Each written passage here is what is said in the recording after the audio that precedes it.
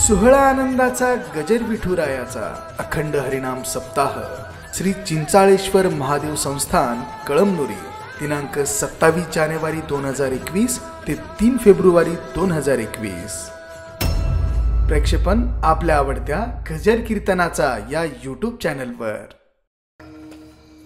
जपी तपी ऋषीमुनी ज्या मोक्षाकरता वाटचाल करतात, ज्यांच्या केसाच्या गुंडाळ्या जमिनीपर्यंत पोहोचतात, या गायक वादक मंडळींना ते सहज त्यांच्या गायनानं वादनानं प्राप्त होत असतं। मी बोलतोय असं नाही बरं का महाराज। याज्ञवल्क्य महर्षी याज्ञवल्क्य स्मृतीमध्ये सांगतात, वीणा वादन तत्वज्ञ श्रुती जाती विशारद तालज्ञ प्रयासेन मोक्ष मार्गम निगच्छति।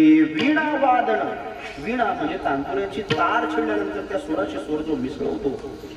जन जन छेडिल्या तारा, जन जन छेडिल्या तारा, जन जन छेडिल्या तारा, जन जन छेडिल्या तारा। विठ्ठल बाबा फुले मोठे बाबा नेहमी कीर्तनामध्ये बोलायचे, एखाद्या गायकाने तार छेडली आणि ती जर श्रोत्याच्या हृदयापर्यंत भिडली, त्याला आनंद झाला, त्याला भाव समाधी असं नामाभिधान आहे। विठ्ठल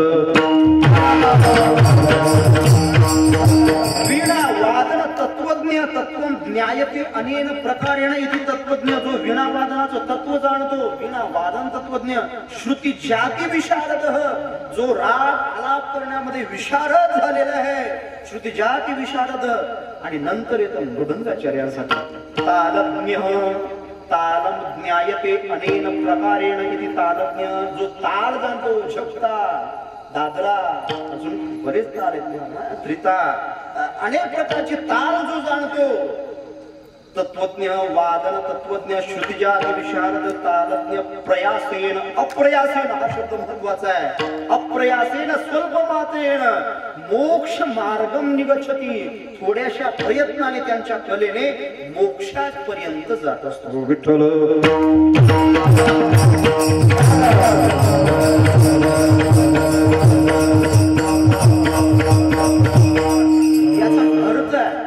आपल्या जवळ वस्तू असते, सर्व घटीला मध्ये हा देही आपल्या जवळ आहे, पण आपल्याला तिचं महत्व नाही। मग महाराज तुम्ही सांगताय आम्हाला देवाचा परिचय करून दिलाय, तुकोबारांनी कसा परिचय करून दिला याचं अजून काही ज्ञान सांगितलं नाही। सांगतोय का, पहिल्या 3 प्रकारात 3 चरणामध्ये स्थूल दृष्टीने परिचय करून दिला आणि शेवटच्या चरणामध्ये सूक्ष्म दृष्टीने परिचय करून दिला। पहिल्या 3 चरणामध्ये तटस्थ लक्षण, शेवटच्या चरणामध्ये स्वरूप लक्षण, संपूर्ण अभंगामध्ये देवाचा स्वभाव आणि देवाचं रूप आणि देवाचे गुण सांगितले। विठ्ठल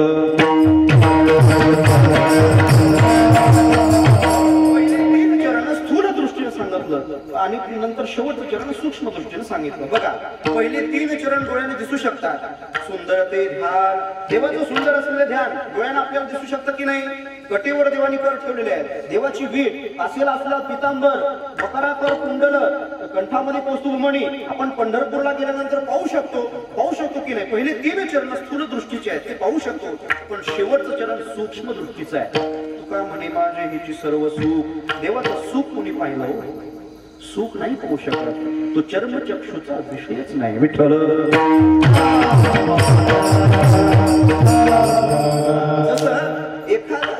मला एका मित्राने म्हटलं, मी एका मित्राला सांगितलं, दादा गुढीपाडव्याच्या दिवशी चंद्राची कोर अत्यंत सुंदर दिसते, मनोहर दिसते, शाखा चंद्राने इथे खर्च केला तुकाराम महाराजांनी। एकदम आपल्याला सूक्ष्माचं ज्ञान होत नाही, एकदम देवाचं सुख आपल्याला कळू शकत नाही। मग या 3 चरणातून शेवटच्या चरणातून तुकाराम महाराजांनी कसं नेलं हे आपण बघा या अभंगात। या 3 चरणातून स्थूल देवाचं रूप सांगितलं आणि शेवटच्या चरणामध्ये सूक्ष्म रूप सांगितलं।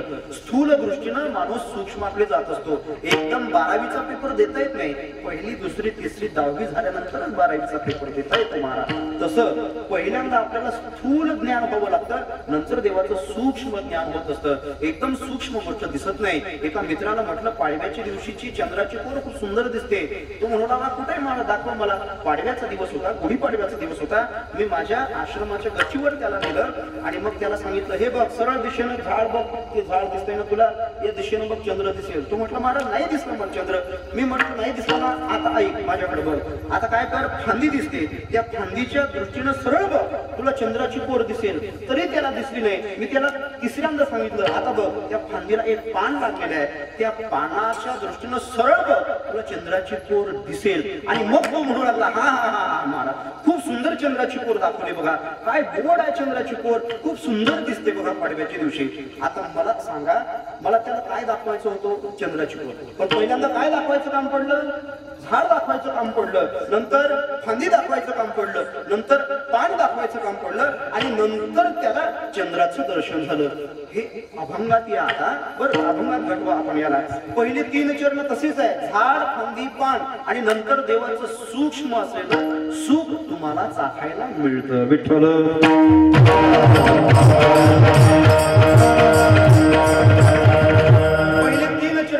लक्षणाचे आहे, शेवटचं चरण स्वरूप लक्षणाचं आहे. आता याच्यात जास्त वेळ घालत नाही, याच्यात वेळ घातलात नक्की तुम्हाला झोप लागल्याशिवाय राहणार नाही बरं का. तटस्थ लक्षण, स्वरूप लक्षण खूप वेगळं आहे. तुम्हाला नंतर कधीतरी योग घाला, नक्कीच आपण विचार करूया. ऐका, पहिल्या 3 म्हणजे या संपूर्ण अभंगामध्ये देवाचा स्वभाव सांगितला. स्वभाव, देवाचा स्वभाव कसा आहे? देव गेल्या 2-3 महिन्यापासून विटेवरती उभा आहे. बरोबर आहे? किती दिवसापासून उभा आहे? 28 युगापासून उभा आहे. युगे 28 विटेवरी उभा. विटेवरती असताना देव उभा आहे. 28 युगापासून आहे. कशामुळे उभा राहिला हो? भक्तामुळे उभा राहिला. देव भक्ताची निंदा सुद्धा सहन करतो, हा देवाचा स्वभाव आहे. सुंदर ते ध्यान. विटेवरी, विटेवरी या शब्दावर मला बोलायचं आहे. तो विटेवर उभा राहिला, याचा इतिहास आपल्याला माहिती आहे, तरी धावत्या वेगात बोलेल मी. पुंडलिकराय आई वडिलांची सेवा करत होते. सेवा करत असताना पांडुरंगाने तिथे यावं आणि म्हणावं, पुंडलिका, अरे मी तुझ्याकरता आलोय, माझ्याकडे बघ. अरे जपी तपी माझं ध्यान करण्याकरता मला आळवतात, मी तुला दर्शन देण्याकरता आलोय, माझ्याकडे बघ. पुंडलिकाने काय केलं? हो देवा, बरं झालं तुम्ही आला, माझ्या आई वडिलांची सेवा दुरावतो आणि तुमच्याकडे बघतो. बरोबर नाही? पुंडलिकाने म्हटलं, दादा अरे तू कुठला देव असशील, काही घेणं देणं नाही. आई वडिलांची सेवा करतोय, जोपर्यंत सेवा करतोय तोपर्यंत तुझ्याकडे बघणार नाही. सेवेपासून निवृत्त झालो नंतर तुझ्याकडे बघतो. थांबायचं असेल तर थांब, नाहीतर भट दिशेने निघून जा. ऐसा कैसा रे तू धीट, मागे भिरकाविली वीट. पांडुरंगाकडे वीट फेकून दिली. वीट भिरकावणं वेगळं आणि आदरात होणं वेगळं. फेकून दिली, मान फेकून दिली. थांबायचं तर थांब, या विटेवर उभा राहा, नाही तर खुशाल निघून जा, काही घेणं नाही देवा तुझं. पांडुरंगाचा अपमान केला, अपमान देवाचा. देव दर्शन द्यायला आले आणि पुंडलिकाने अपमान केला. पण पुंडलिकरायाचा अपमान सुद्धा देवाने सहन केला. तुमच्या घरी पाहुणे आले, सोयीकीचं काम असेल, मुलीला बघण्याकरता पाहुणे आले असतील, जेवायला वाढलं, पंचपक्वान्नाचं ताट भरलेलं आहे पाहुण्याचं, आणि पाहुण्याला तुम्ही म्हणायला लागले, घ्या खा, याच्या अगोदर बापजन मी पाहिलंच नव्हतं, खा. सोयरी होईल का हो तुमच्या घरची? सोयरी होईल तर सांगा ना मला. नाही ना, अजिबात नाही. अहो अपमान होईल ना पाहुण्याचा, निघून जातील ना पाहुणे. पण देव निघून नाही गेला महाराज. पांडुरंग उभा राहिला. किती दिवसापासून उभा राहिला? 28 युगापासून. कोणासाठी उभा राहिला? भाविकासाठी उभा.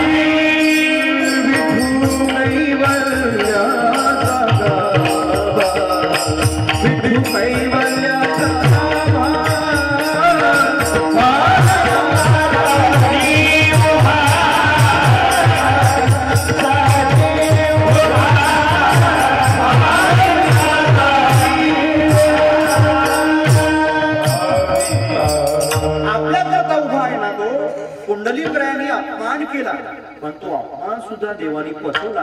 याचा अर्थ देवाचा स्वभाव या अभंगामध्ये जगद्गुरु तुकोबाराय खर्च करतात. अरे जनाबाई देवाला शिव्या देते हो, शिव्या. काय म्हणते? अरे अरे विठ्या, मूळ माईच्या कारक्या, तुझी रांडरणकी झाली, जन्म सावित्री चुडाली. विठ्ठलाला शिव्या घालते महाराज तरी सुद्धा विठ्ठल परमात्मा ते सहन करतात याचा अर्थ देवाचा स्वभाव हे संपूर्ण अभंगामध्ये खर्च केलाय. पण महाराज देवाला तुम्ही सुंदर म्हटलंय. हो सुंदर, अभंगाचा पहिला शब्द सुंदर आहे. सुंदर आहे का हो खरंच देव? या प्रश्नाचं उत्तर मला द्या. सुंदर कोणाला म्हणतात हो याचा विचार आपण करूया. बरं का, सुंदर कोणाला म्हणतात? सौंदर्य चिकित्सा शास्त्र आहे. त्या सौंदर्य चिकित्सा शास्त्रामध्ये सुंदर दोघा जणांना म्हटल्या गेलं. कोणाला? ज्याचं रूप सुंदर आहे आणि ज्याचे गुण सुंदर आहे. हा रूपानंही सुंदर नाही आणि या गुणानंही सुंदर नाही, तरी याला सुंदर कसं काय म्हटलं याचं चिंतन आपल्याला करायचं आहे. बघा, देवाला सुंदर म्हटलंय. हा गुणानंही सुंदर नाही आणि रूपानंही सुंदर नाही. याचं कोणतं रूप सुंदर आहे? काळाचा आहे ना. गोर हे सौंदर्याचं लक्षण होऊ शकतं. काळ्या माणसाला कोण सुंदर म्हणतं का? गोर हे सौंदर्याचं लक्षण आहे, बरोबर आहे की नाही? काळ हे सौंदर्याचं लक्षणच असू शकत नाही. पोरांना पोरगी गोरी पाहिजे का काळी पाहिजे? सोयरिकीला गेल्यानंतर कोण म्हणतं महाराज? कोण म्हणतं काळी पाहिजे? नाही म्हणत. हा, ती सासू सासऱ्याला मला तरी असं वाटतं चातुर्मासाला पाठवणारी असली तरी चालते, गोरीच पाहिजे. अवघड आहे महाराज. सौंदर्य चिकित्सा शास्त्र सांगतो तुम्हाला काळा रंग हे सुंदरतेचं प्रतीकच नाहीये. मग हा देव तर काळा आहे, मग हा रूपानंही सुंदर नाही. बरं ठीक आहे, रूप सुंदर नाही चालेल, काही हरकत नाही. डांबरी असली तरी चालते, पण निदान पुण्य करणारी तरी पाहिजे, पतिव्रत तरी पाहिजे ना.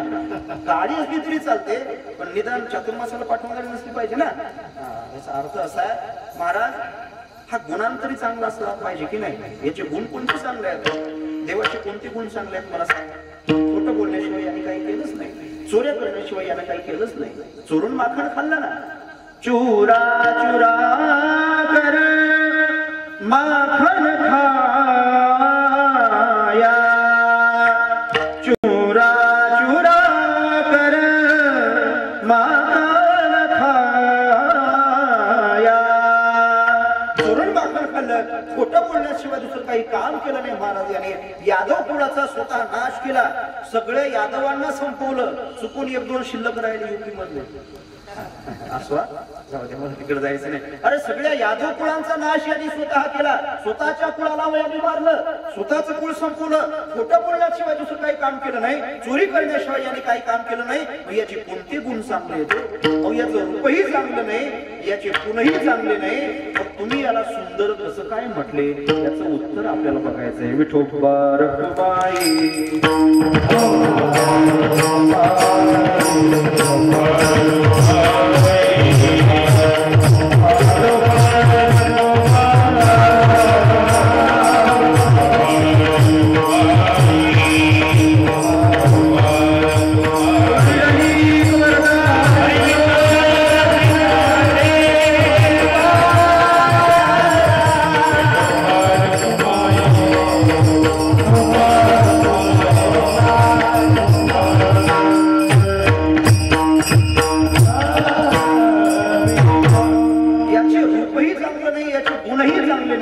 तरी सुद्धा तुकाराम महाराज तुम्ही याला सुंदर कसं काय म्हणता हे आपल्याला बघायचं. ऐका, देवाचं रूप चांगलं नाही का? किती चांगलं आहे देवाचं रूप. बघा ना,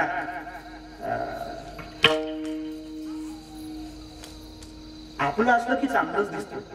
आपलं असलं की चांगलं दिसतं. भक्ताच्या दृष्टीने बघा चांगलं दिसेल. झालं असं, अकबराच्या दरबारामध्ये बिरबलाला सांगितलं अकबराने, बिरबल एक काम कर म्हटले, जगातला सगळ्यात सुंदर मुलगा माझ्या दरबारात आणून हजर कर. काय म्हटलं? जगात सगळ्यात सुंदर असणारा मुलगा माझ्या दरबारात आणून हजर कर. बिरबल एका झोपडपट्टीत गेला. एक काळं उंदर पोरग बिरबलानं घेतलं, ज्याच्या म्हणजे अंगाकडे चेहऱ्याकडे पाहिल्यानंतर माणसाला ओकारी होईल, म्हणजे ज्याच्या चेहऱ्याकडे पाहिल्यानंतर माणसाला जेवणही जाणार नाही असा मुलगा बिरबलाला उचलला, ज्याच्या दोनही नागपुड्यातून गंगा यमुना वाहत असते, ज्याच्याकडे पाहिल्यानंतर किळस निर्माण होईल, कपडे फाटलेल्या अंगावरचे काळा कुट्ट मुलगा बिरबलाला अकबराच्या समोर आणून हजर केला. आणि म्हटलं, जगात सगळ्यात सुंदर जर मुलगा असेल हा चांगला आहे, कारण की आपलं ते पोरग दुसऱ्याचं ते माझा चांगला आहे. देवाला तुम्ही माझं म्हणा. बघा ना, देवाला आपलं म्हणा, देव चांगलाच दिसतो म्हणा. म्हणा ना देवाला माझं. देव माझा माझा माझा देव माझा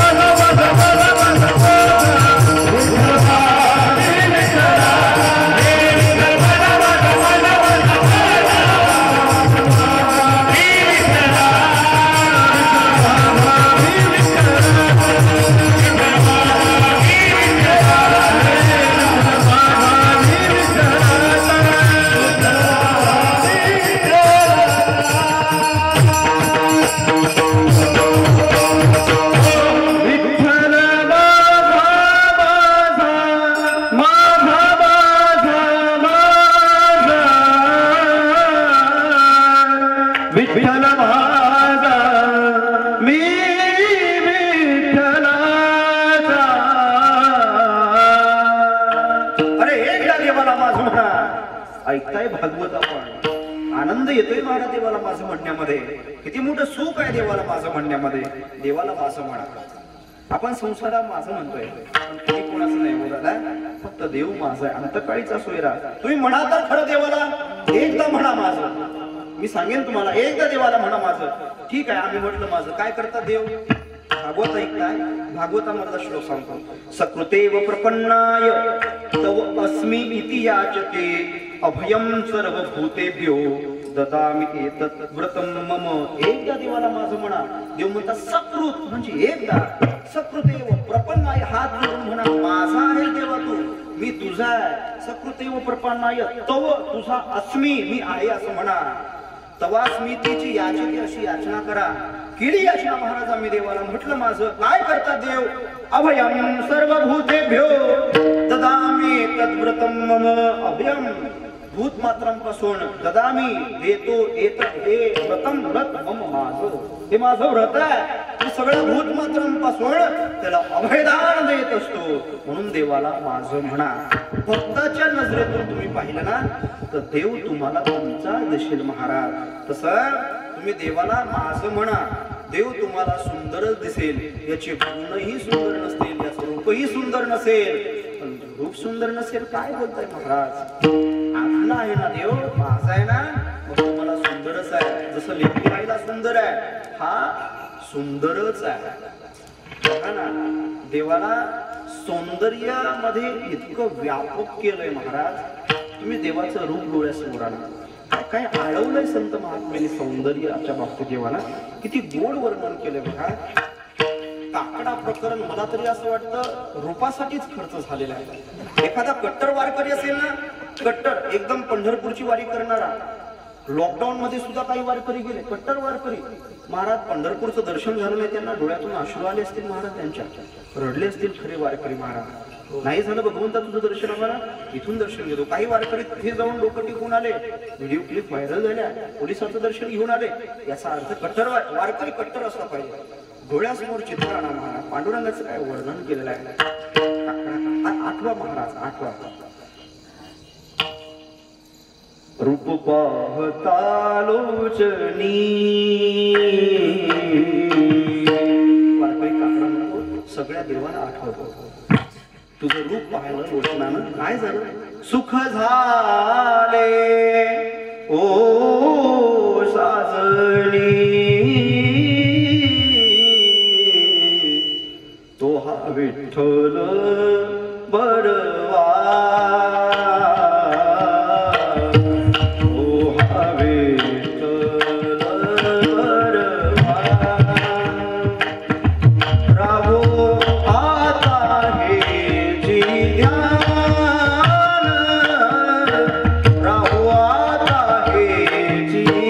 ध्यान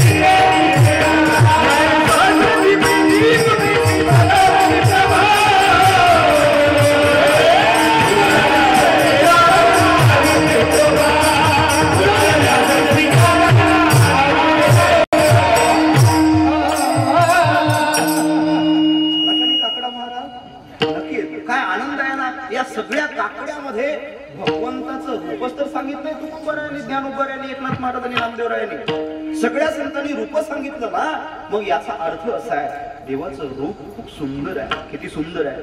राजस सुकुमार मदनाचा पुतळा, रवी शशी कळा लोपलिया.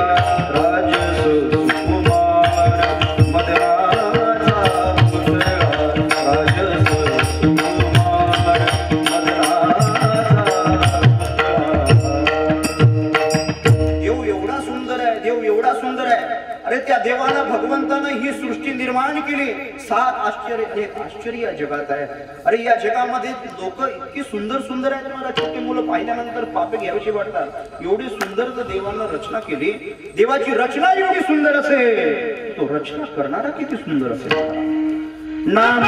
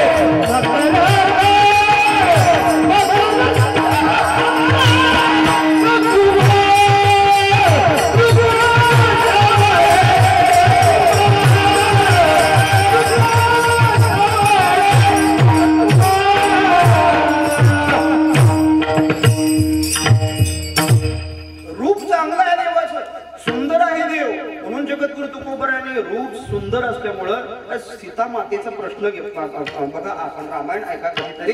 रामायणामध्ये एवढं गोड वर्णन आहे बगीच्यामधलं. सीता माता पहिल्यांदा देवाला बघते, याच्या अगोदर कधी पाहिलं नव्हतं. रामप्रभूला पाहिल्यानंतर रामप्रभूकडे बघितल्या सीता रामरूप होऊन जाते आणि राम सीतारूप होऊन जातात. एवढं सुंदर रामप्रभूचं रूप आहे.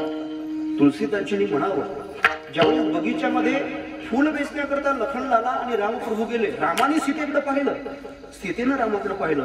सीतेनं रामप्रभूला पाहिल्या सीता स्वतःचं रूपच विसरून गेली, रामरूप झाली. एवढं गोड रूप रामप्रभूचं आहे. वर्णन केलं तुलसीदासजींनी. काय म्हटलंय का, ते रूप लोचन ललचानी, हरखे जनो निज निधि पहचानी.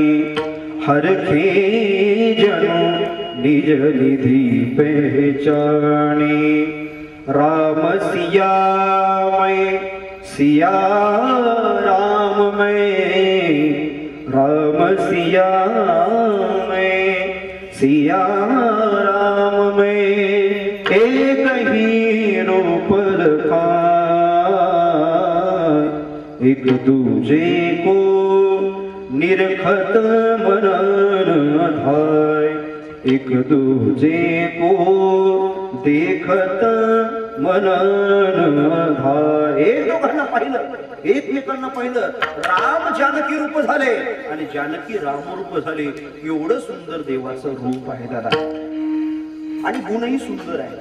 देवाचे गुण मगा म्हटलं ना आपण, त्याचे गुणही चांगले नाहीत, खोटं बोलण्याचं काम करतो. म्हणून सुंदर कसं काय ठरवतो तुकाराम महाराजांनी, पण ऐका त्याचे गुणही सुंदर आहेत. कसे सुंदर आहेत? ज्यावेळेस सुदेव ब्राह्मणांकरवी रुक्मिणा माता पत्र लिहिते, पहिलं प्रेमपत्र, पहिलं लव्ह लेटर, म्हणजे न पाहता प्रेम करणारी रुक्मिणा माता आहे बरं का. न पाहता प्रेम होणारी रुक्मिणा माता आहे. कृष्णावर न पाहता प्रेम केलं रुक्मिणा मातेनं सिर्फ तुमसारखं, ज्यांना कळलं त्यांना धन्यवाद बरं का.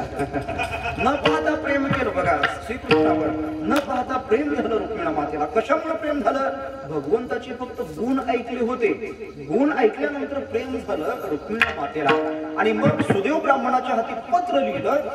पत्राचा मजकूर भागवत कथेतून तुम्हाला ऐकायला मिळेल महाराजांच्या मुखारविंदातून. तो मजकूर मला तुमच्या पुढे मांडायचा. ती रुक्मिणा माता अशी म्हणते, पत्र लिहिते. तिचं महाभारत चॅनलवरचं एक गीत आहे बघा रुक्मिणा मातेचं. विनती सुनिए नाथ हमारी, विनती सुनिए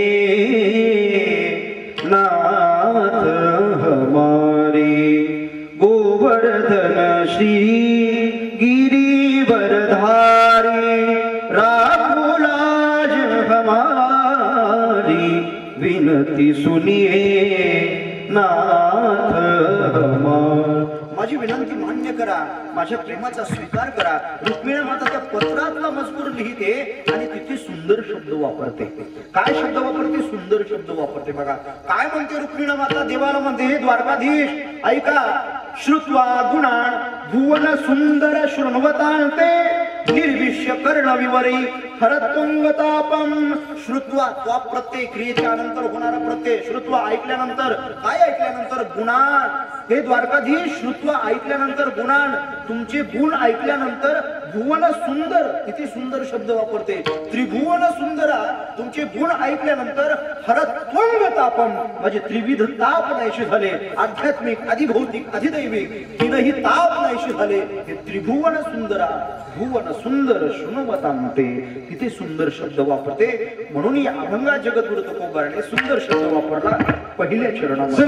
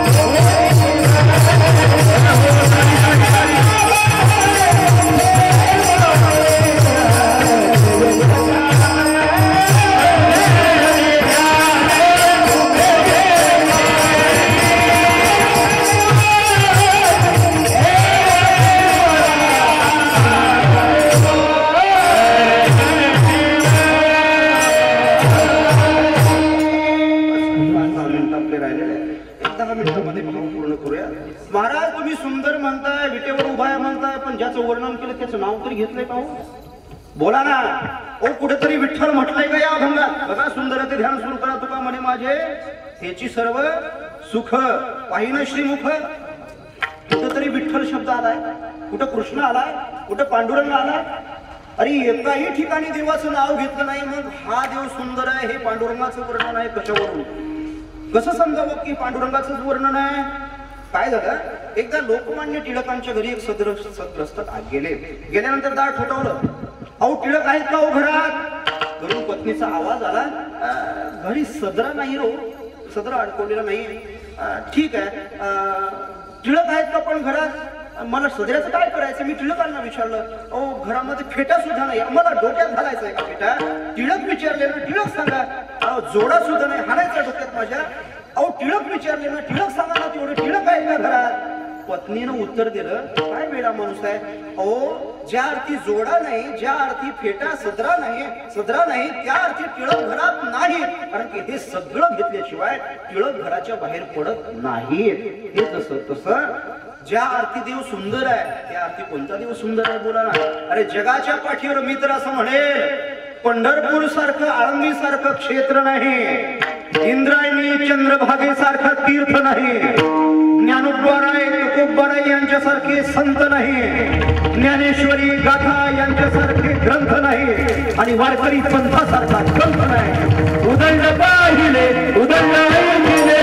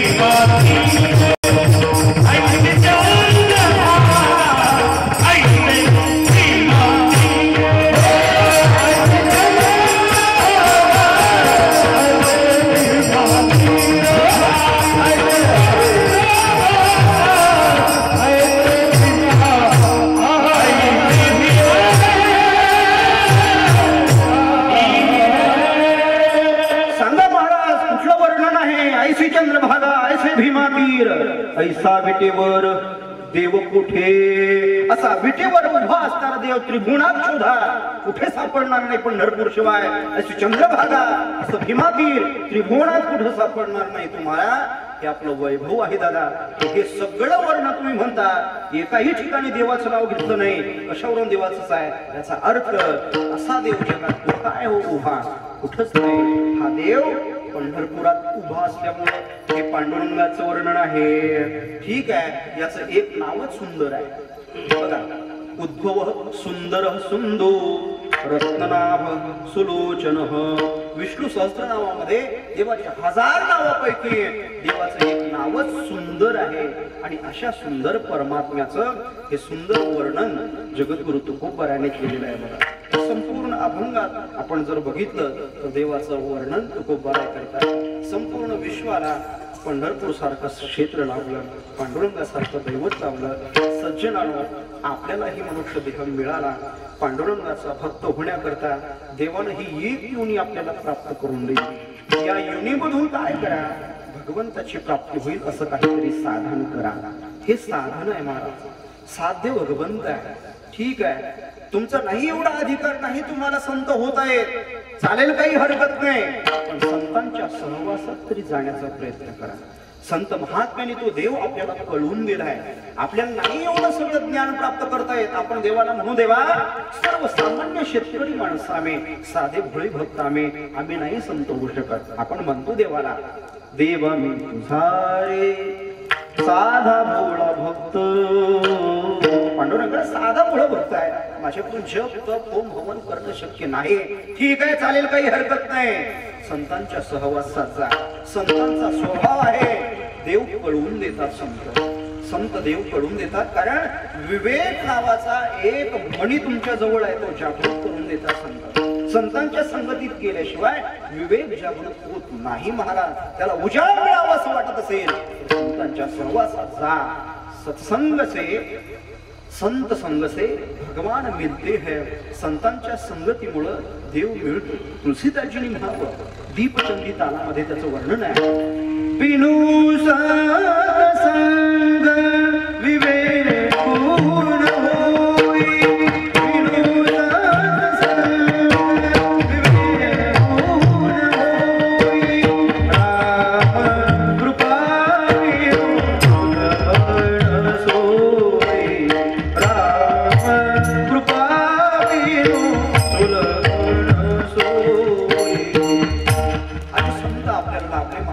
सावता महाराज प्रत्येक जातीमध्ये जन्म घेतला होता. प्रत्येक धर्मामध्ये जन्म घेतला. त्या जाती धर्माला श्रेष्ठ केलंच केलं. पण संतांनी सगळ्या जगाला उद्धार करण्यासाठी अवतार धारण केला. प्रत्येक यात बघा, मी संतांचं नाव घेतो, तुम्ही ओळखा कोणते आहेत. मी एक अभंग म्हणेल, तुम्ही ओळखा कोणतेच आहेत. कांदा मुळा भाजी, कांदा मुळा भाजी, कांदा मुळा भाजी, कांदा अवघी मिठाई माझी, अवघी मिठाई माझी, अवघी मिठाई माझी, अवघी मिठाई माझी. सावता माळी आहेत, सावता माळी आहेत ना. आपल्या डोळ्यासमोर स्पष्ट येतं सावता माळ्याने अहो सर्वसामान्यपर्यंत जीवन जगलं, पण जगाचा उद्धार केला की नाही बोला. याची पुढे बोलेल. आता सांगा मला, आम्ही वारी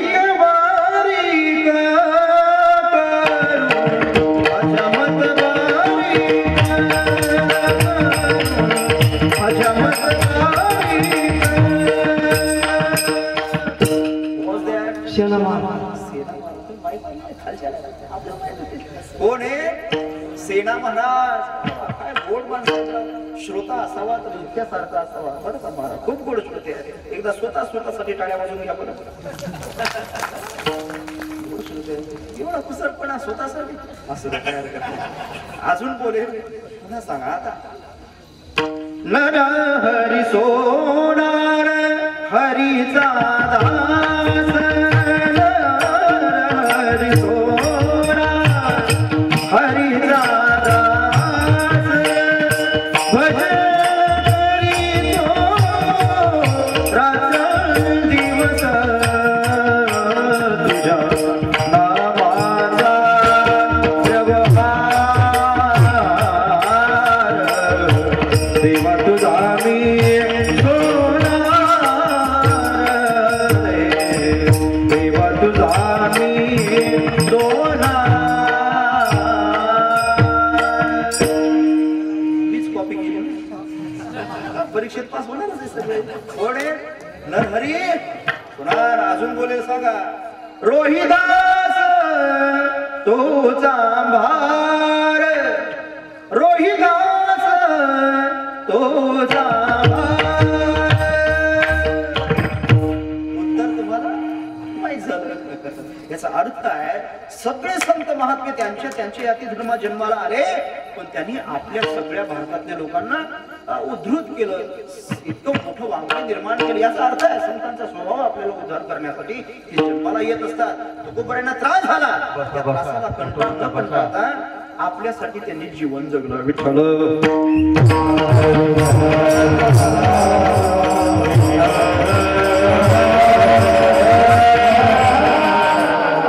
संतांचा स्वभाव 2 मिनिटं सांगतो आणि चिंतनाला पूर्ण विराम देतो. ऐका कसा असतो संतांचा स्वभाव. एक संत सरोवराच्या किनाऱ्यावरती बसलेला आहे. सरोवरामध्ये विंचू बुडत होता. त्या संतांनी बघितलं, विंचवाला तळहातावरती घेतलं. आता तळहातावरती घेतल्यानंतर तू काय गुदगुल्या करणार आहे का? नाही महाराज. विंचू तळहातावरती घेतल्यावर गुदगुल्या करतो. काय करतो ते घेऊन बघा. नका घेऊ, मेडिकलचा खर्च मला द्यावा लागेल. महाराजांनी सांगितलं हातावर घ्यायला, मेडिकलचा खर्च मला द्यावा लागेल. नका घेऊ. विंचू तळ हातावर घेतल्यानंतर डंख मारतो. किती आग होते विंचू चावल्यानंतर. ज्याला विंचू चावलं त्याला जाऊन विचारा. एवढी आग होती महाराज, एवढा दाह होतो महाराज. खूप भयानक काम असतं विंचू चावल्यानंतर. ज्याला चावला ना त्याला जाऊन विचार किती त्रास होतो. त्या महात्म्याच्या तळहाताला विंचू चावला. महात्म्याच्या शरीराची आग झाली, लाही लाही झाली. महात्म्याने त्या विंचवाला खाली पुन्हा टाकलं, पाण्यामध्ये टाकलं, पण बुडू दिलं नाही. पुन्हा एका सेकंदात तळहातावरती घेतलं. पुन्हा त्या विंचवाने स्वभाव दाखवला, पुन्हा डंख मारला. झालं असं महात्म्याच्या शरीराची आग झाली, पुन्हा लाई लाई झाली. पुन्हा महात्म्याने तळहातावरचा विंचू खाली पाण्यात टाकला, पण बुडू दिलं नाही. पुन्हा एका सेकंदात तळहातावरती घेतलं. पुन्हा विंचवाने त्या तळहाताला डंख मारला. पुन्हा महात्म्याच्या शरीराची आग झाली. पुन्हा विंचवाला खाली पाण्यात टाकलं, एका सेकंदात पुन्हा वरती घेतलं. पुन्हा विंचवाने डंख मारला, पुन्हा आग झाली. आता रात्रीचा अवकाश आहे. तुम्ही ऐकायले म्हणून मी सांगायचं. असं बऱ्याच वेळा झालं. आणि बऱ्याच वेळा झाल्यानंतर झालं असं, समोरून जाणारा एक सद्ग्रस्त त्या महात्म्याच्या जवळ आला आणि त्या महात्म्याला म्हणू लागला, महात्मा जी, मैं कितनी देर से आपको देख रहा हूँ, यह बिच्छू आपको काटता जा रहा है और आप है कि इसको बचा रहे हैं. अरे जाने दो ना, डूबने दो, मरने दो इस बिच्छू को. काय म्हणतो तो माणूस? जाने दो ना, डूबने दो, मरने दो इस बिच्छू को. त्यावेळेस त्या महात्म्याचे काय उद्गार आहेत, प्रत्येकाने घरी घेऊन जा. तो महात्मा काय म्हणतो ऐका. तो महात्मा म्हणतो, यह 80-85 ग्राम का बिच्छू जिसका स्वभाव है डंक मारने का, वह अपना स्वभाव नहीं छोड़ सकता. तो मैं 80-85 किलोग्राम का होकर मेरा स्वभाव है डूबते हुए को ऊपर उठाना, मैं अपना स्वभाव कैसे छोड़ सकता हूँ? मैं अपना स्वभाव कैसे छोड़ सकता हूँ? बुढ़त है जन न देखे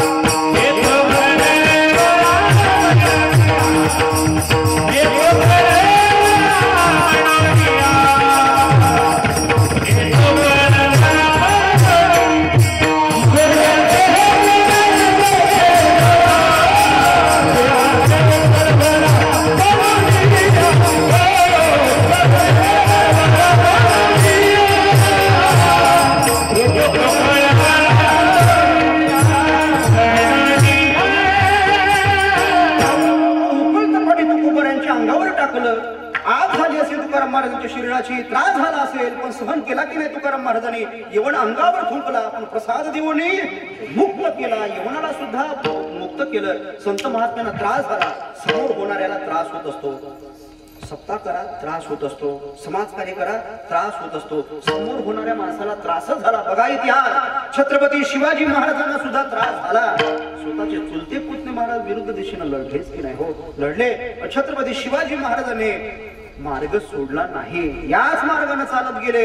याची मार्गे चालू जाता न पडे गुंता कुठे. काही संत महात्मे सुद्धा आपल्याला बोलून घे, या मार्गाने चला. आपण सुद्धा वारकरी आहोत ना, वारकरी या मार्गाने चला. त्रास होईल तुम्हाला, प्रत्येकाला त्रास झाला महाराज. चांगलं काम करणाऱ्याला त्रास होतो, जवानांना काही कमी त्रास होतो. दुश्मनाची गोळी छातीत लागते, रक्त जमिनीवर सांडतं जवानांचं. आणि ज्या वेळेस शहीद होतो, जात असताना तरुणांना संदेश देऊन जातो, दादा हो, दुश्मनाची गोळी छातीत लागली रे माझ्या, मरतोय रे आता मी. कोणाला मरू वाटतं हो? बसल्यापैकी बोला.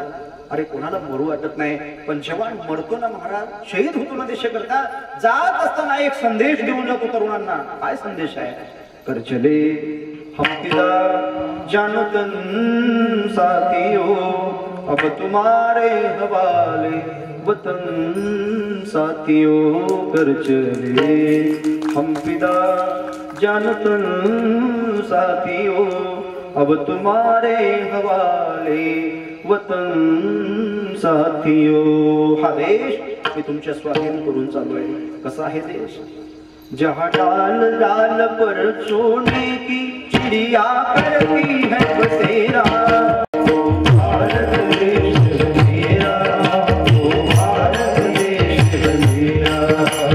सत्य हिंसा और धर्म का पग पग लगना तेरा, ओ भारत देश मेरा, ओ भारत देश मेरा. त्रास झाला जवानांना, त्रास झाला संभाजी महाराजांना कातड सोडलं. आलू जसा सोलतो तसं संभाजी महाराजांचं शरीर सोडलं. दगड फासलेला शेंदूर फासलेला देव जसा दिसतो ना महाराज, संभाजी महाराजांचं शरीर दिसत होतं. तरी सुद्धा संभाजी महाराजांनी धर्म नाही बदलला. त्रास होतो समोर जाणाऱ्यांना. वारकरी संप्रदायासाठी अनेकांनी बलिदान दिलेलं आहे. देशासाठी धर्मासाठी अनेकांनी बलिदान दिलंय. राम मंदिर व्हावं याच्यासाठी कारसेवकांनी बलिदान दिलंय. आपल्या जिल्ह्यातून, नांदेड जिल्ह्यातून, महाराष्ट्रातून, पूर्ण भारतातून कारसेवक गेले.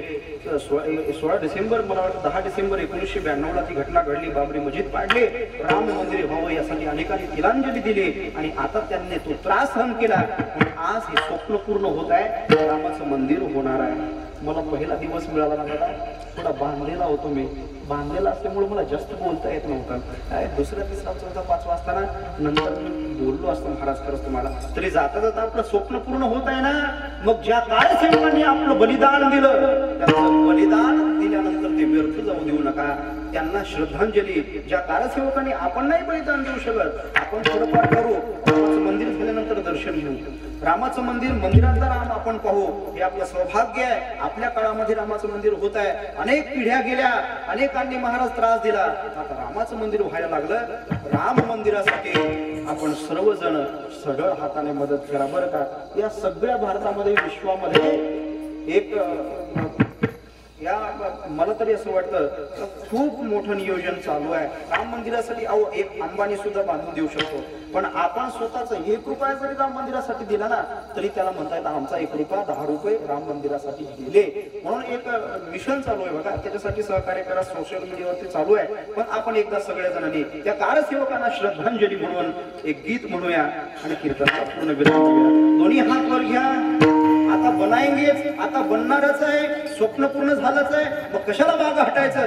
दोन्ही हात वर घ्यायचे आणि मोठ्या आनंदाने म्हणायचं, बनाएंगे मंदिर, बनाएंगे मंदिर,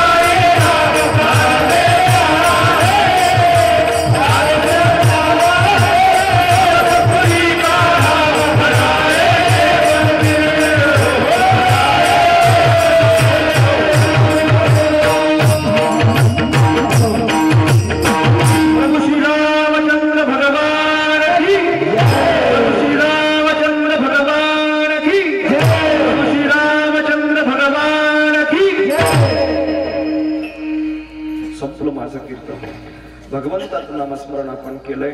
पहिला दिवस मंगलाचरणाचा असल्यामुळं आपल्याला जास्त सांगता येत नव्हतं. तरी पंकज दादांनी मला सांगितलं होतं थोडंफार सांगतं बोलतं तेव्हा. आता पहिला दिवस म्हटल्यावर मला असं वाटलं नव्हतं बरं का की एवढं सुंदर वातावरण दिसेल मला बरं का. मी ना ऐकून होतो. खरंच खूप सुंदर नियोजन आहे. भव्य दिव्य तुमचा सप्ताह आहे. आणि बघा ना ही सर्व मंडळी जीवापाड प्रेम करणारी मंडळी आहे वारकरी संप्रदाय. बघा ना नियोजन करणारी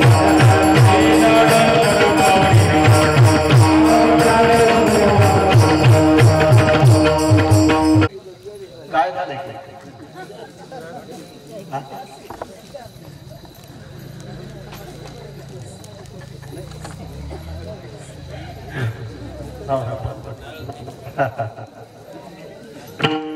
काठीवाली मामा कुठली काठीवाली मामा कुठली काठीवाली मामा कुठली बाहेर वाले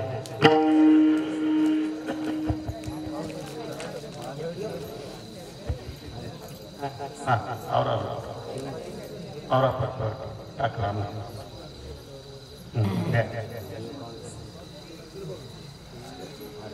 हाँ ओके चल बोला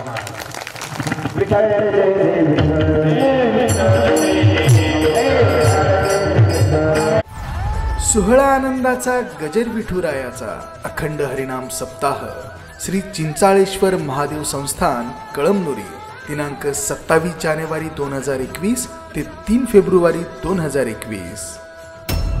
प्रक्षेपण आपल्या आवडत्या गजर कीर्तनाचा या YouTube चॅनलवर.